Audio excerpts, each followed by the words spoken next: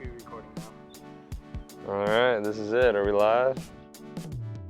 My name's Ronald Taglireni. I've been skateboarding for 20 years. Yeah, I've been skating for 20 years.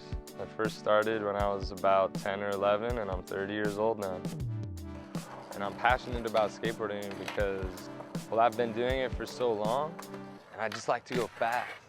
Or it feels like I can fly. And so for me, skateboarding is an outlet of creativity to get moving.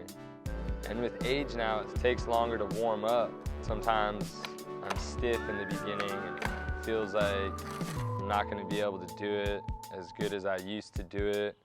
But when I can push through that and I'm able to loosen up and I get to that point where it feels like this is it. Butter, dude. Definitely have a high intrinsic reward.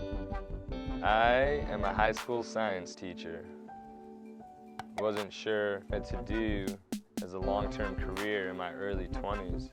So I started substitute teaching. I found I could connect with young people, and I figured this feels good. It feels like I would fit as a teacher.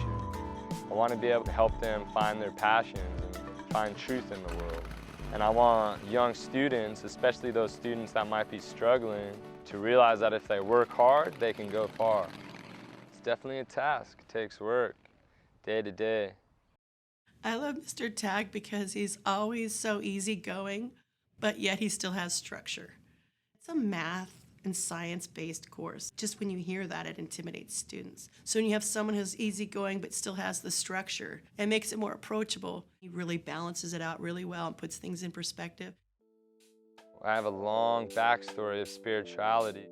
The root of it for me is Jesus. Made some poor decisions as a young person.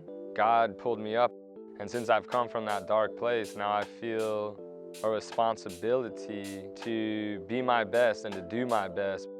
Tag, I think the biggest one for him has always been moral values.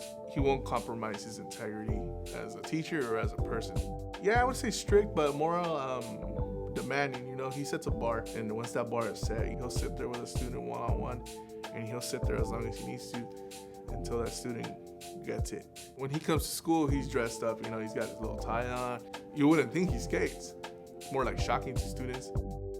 And then once they see that, I was like, okay, Tag's cool. So he fits into like a different mold.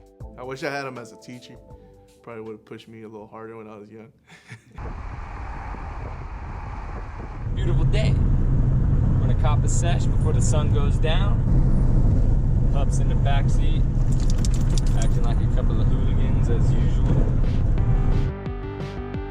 I want to walk my talk. I want students to see me at the skate park. I'd like them to see the same type of professional at the skate park that they would see in the classroom.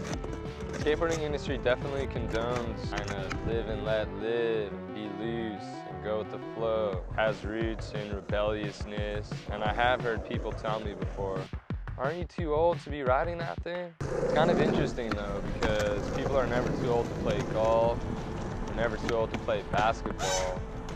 And either way, I'm not entirely concerned. It's about the feeling I get. It's just about skateboarding for me.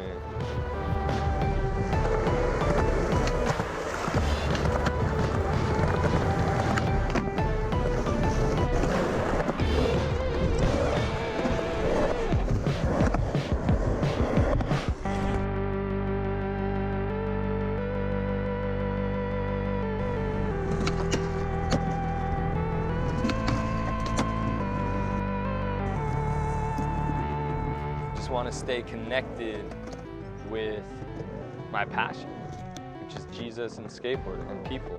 So as a professional, as a teacher, I want to continue to inspire young people to be daring, to dream big, to stay grounded, but to dream big and to go for it.